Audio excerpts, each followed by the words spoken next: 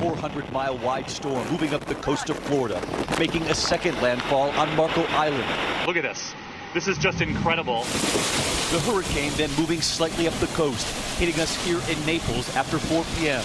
The hurricane hovering right above. We are blocked by two sort of concrete barriers, which is the only reason we're able to talk. It feels like you're being blasted with the fire. The winds are just coming in sideways here, and the winds just continue to pick up. The highest wind gusts from Hurricane Irma here in Florida, 142 miles per hour. There's a giant vacuum sucking everything out. Naples residents rushing to shelters, this mother and daughter and granddaughter making it just in time. Pandemonium. We were very nervous, very scared. The shelter door cracking under the pressure as the National Guard taped up the glass, people clearing the front doors, bracing for impact. They actually just cleared out this whole area. This room was packed with people just in awe, watching the winds just pick up. For a time, our own team seeking shelter in a stairwell.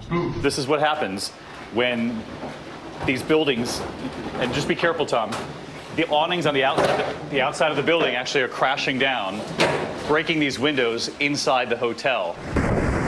But Hurricane Irma was not finished yet, continuing on her northward path. Fort Myers next. Hurricane Irma is right over us right now, and I'm a little concerned about the projectiles, but at this hour, Fort Myers is getting absolutely ripped apart. At 11 p.m., the storm was then centered 50 miles southeast of Tampa.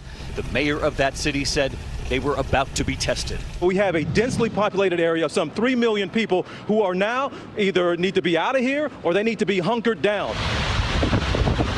Eye wall of the storm containing the storm's ferocious and violent winds, then passing over Sarasota.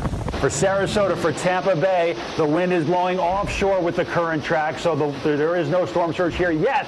By then, hopefully, folks are in shelter and away from the water. And this morning, Sarasota is still on high alert amid storm surge warnings up the coast. So many of these families have yet, obviously, to come home and see the damage left behind by this hurricane. But, Robin, I have to tell you, I remember being in the Superdome in Katrina as that storm barreled through the roof, sort of ripping off as we were all inside. And I can only imagine what it was like for the thousands of Floridians who were inside these shelters all throughout the state. And particularly, keep in mind, that track shifted very quickly over the weekend. Many people had to very hurriedly get out of their homes and get to the nearest shelter here, Robin. And, David, what was it like for you being in that high rise as those winds hit with such huge force? Well, it was really stunning to see. We were on the balcony protected, but the top of the roof began coming off, the tiles flying into the air, the debris shooting through. That's when the entire team went into that stairwell for a time. And as Ginger and Rob predicted, then the eye was over us, and there was suddenly this lull, this calm in the storm.